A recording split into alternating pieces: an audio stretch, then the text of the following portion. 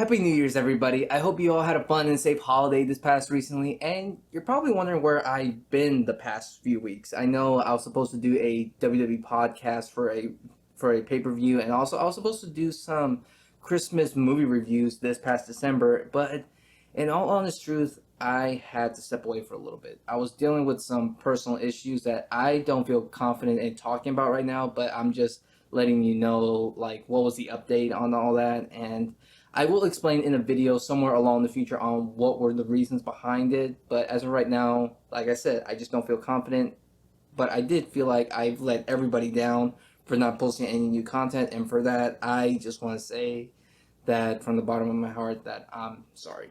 But hey, I think we can all agree that 2020 was a shit show, and it's a whole brand new year. It's the start of brand new things, and I think 2021 will be the turnaround for a lot of us who are struggling right now out there. But I just want to just come here and just say that things will get better, and I hope for the best things will come for the rest of you.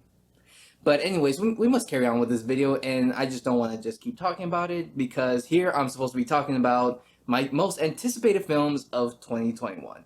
But just to give everybody a heads up, these are just my own personal opinion and they don't reflect on anybody else's choice. Also, my ranking is not in from top like number 10 from least anticipated to number 1 most anticipated because I'm not really good when it comes to rankings. So they're just going to be in completely any order as possible. And it's not really concerned that these films will come out in 2021. It's just what they're scheduled for to come out as I'm filming this. So as I'm talking about it, things might change because we saw how 2020 went. So who knows what's going to happen this year.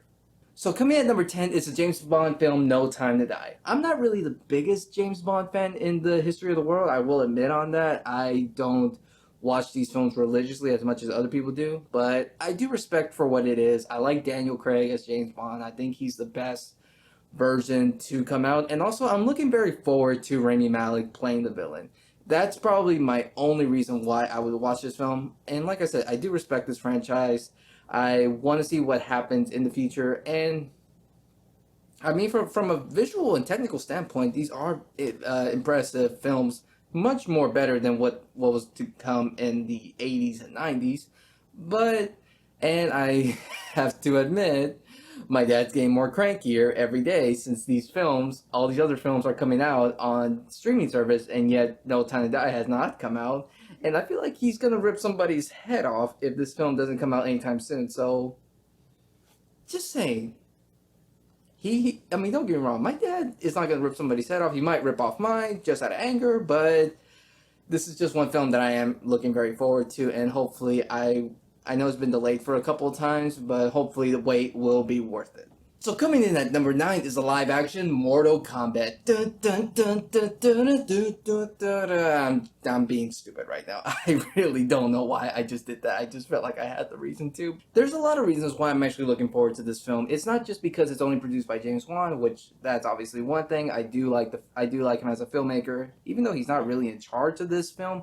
But I think the other reasons is because they're trying to be more faithful to the source material. It's going to be very rated R. They do expect to have some what's it called fatalities, and they have been pretty good and pretty decent with their casting choices. And it's one of the few films that is confirmed to come out this year on HBO Max, which I do have on my TV, and that's how most of these films are in my top 10. They are going to be on HBO Max, which that's just a heads up. But yeah, I don't think it's guaranteed that this film will be good because have the way how we've seen Hollywood handle video game adaptations, but it's just one that I'm very most curious about.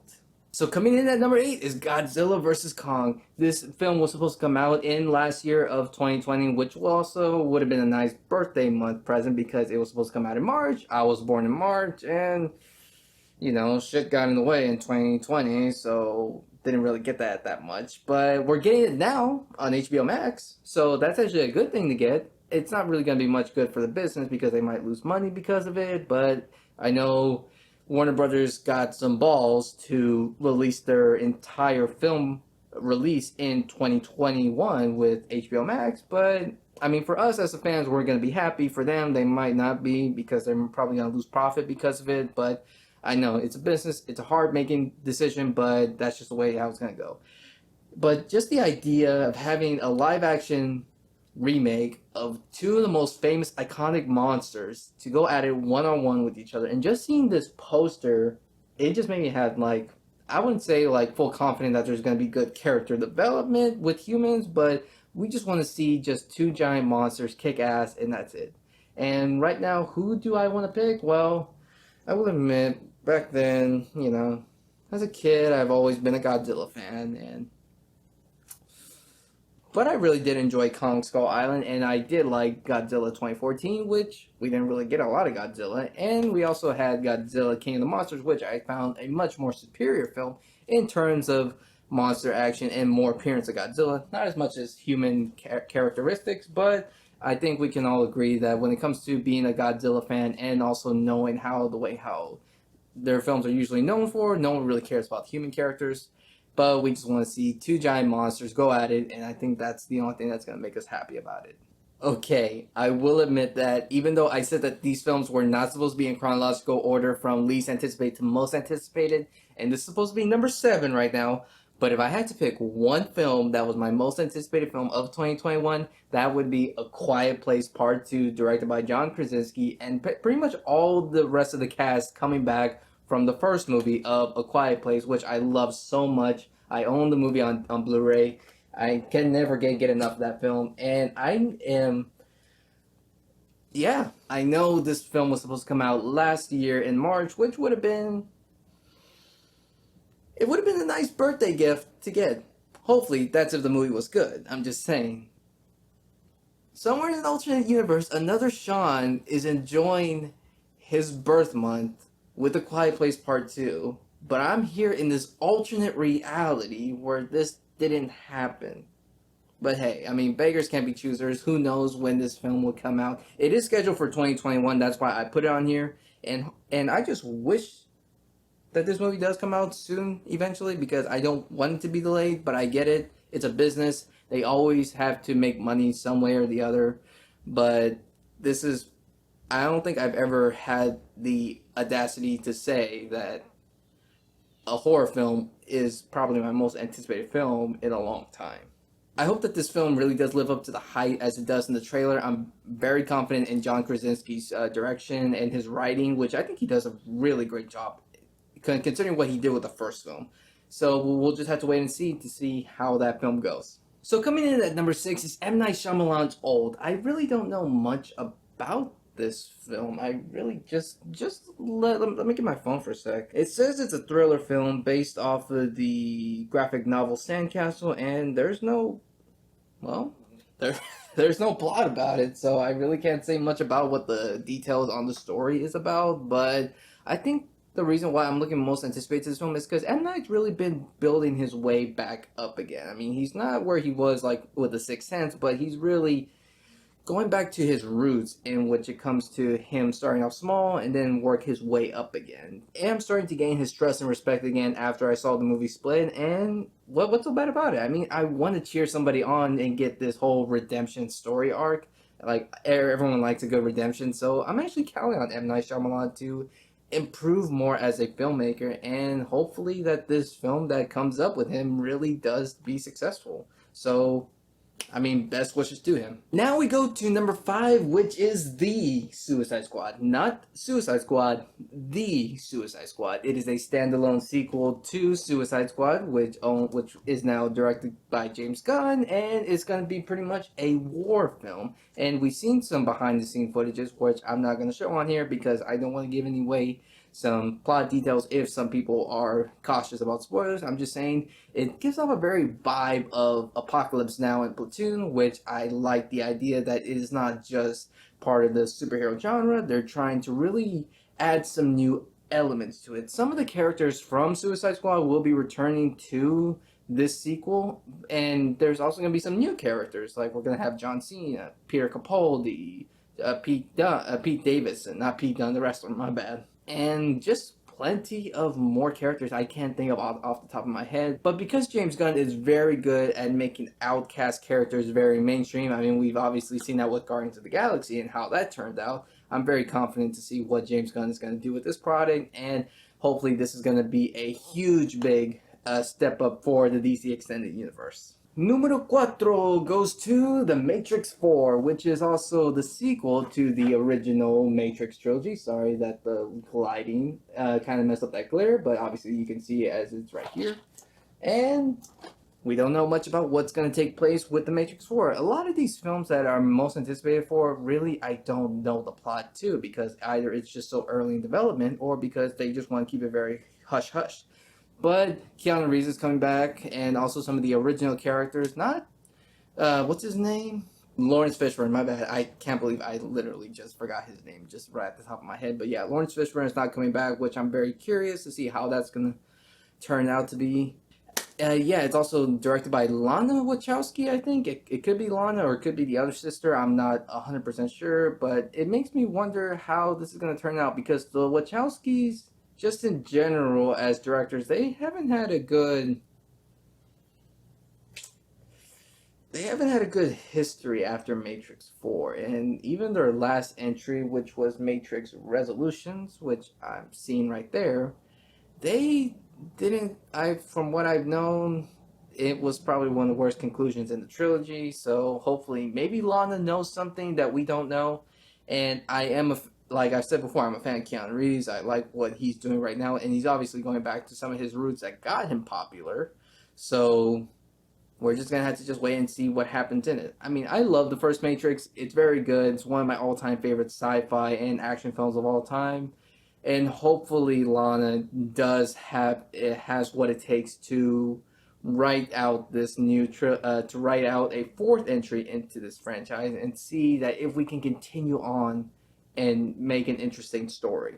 And number three goes to Halloween Kills. This is probably my weakest film that I'm probably looking forward to. I know a slasher film isn't really that worthy to be in the top 10 when it comes to films of 2021, but as I look down the list of movies that have been supposed to come out in 2021 but then got moved over to 2022 or pretty much got delayed, this film was still in the works and was still scheduled to be in this year. And I do love the first Halloween. It's a classic. It's one of the best horror slasher films in history. And we have the Halloween 2018. I'm always forever going to call it Halloween 2018 just to separate it. And it's going to have the same filmmakers and the same writers come back. I think they have a bright idea of what they're going to do with the Michael Myers character. And I really did enjoy the second sequel. And hopefully that this is not going to be something stupid what they did with Halloween 4, 5, and 6, and even Resurrection. We just don't talk about those films, really. This is a whole new clean slate, and I am just looking forward to what they're going to do, and that's pretty much all I can say about this one. So coming in at number 2 is Dune. And I really don't know much about this film because I've seen the trailer, they've given me the plot details, but yet it's still confusing to me because it feels like a complicated movie, but I have this sense of feeling that this is gonna be one heck of a film because not also just that, it's directed by Denis Villeneuve, who is also known for Prisoners, Sicario, Arrival, Blade Runner 2049, and I've just loved his entire filmography, and I have full confidence in this guy. And not also just that, it has a full, well-on all-star cast. I can just go down the list, and honestly, I don't know the entire list of who are in this film. Rebecca Ferguson, Oscar Isaac, Josh Brolin, Stellan Skarsgård, Dave Bautista, Zendaya, Jason Momoa, Javier Bardem. The list goes on and on and on. So there's got to be something about this film that is gonna like something superior. I don't know what it is exactly, but there's gonna be something good about this film. I just have just that little feeling about it. If I'm wrong, then yeah, I'm just wrong. But I know that they also said that this was going to be the Star Wars for adults. That's what one of the people behind the scenes said this film was going to be. I don't know if it's going to have the same impact as Star Wars, like as it did back in the 70s, but who knows? We're just going to have to just wait and see. But there is something special about this film. And coming in at number 1 goes to Spider-Man Far From Home sequel. In full honesty, I was not going to put this film in the top 10 at all. And this is the only MCU film that was barely going to make it. But there's only one reason that I actually put it in the top 10. And that is because they're going with the multiverse ideal.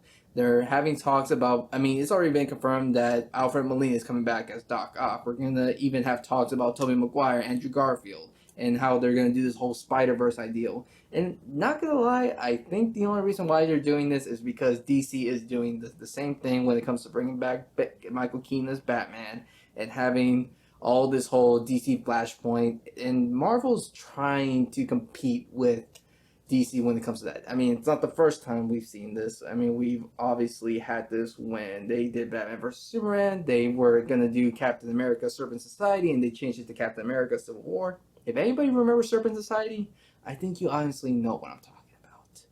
But hey, I mean, Marvel, you have my curiosity, but now you have my attention. So I'm just glad to see that we're going to get the Spider-Verse idea coming towards us. And I have full trust in Kevin Feige. He knows what he's doing. And this is the only Marvel film that I'm looking very forward to. If it gets delayed, then that just kind of sucks. But I hope 2021 things get better. And this is a film that we can look very forward to come. So yeah, that pretty much does it for my most top 10 anticipated films of 2021. And just real quick before I end the video real quick, I just want to give a shout out to my friend Liz who created the nice channel art for my YouTube channel. You can actually go to the actual YouTube channel itself and look above. It has all 5 different characteristics of what I do in this YouTube channel. And I just couldn't thank her enough. So yeah, guys, that pretty much does it. If there was a film that you're looking most anticipated film, comment down below and tell me what are your thoughts and what are your most anticipated films of 2021 to come. If you like this video, please give it a thumbs up, and if you haven't already, subscribe here to the channel for more content. And until then, I'll see you in the next video.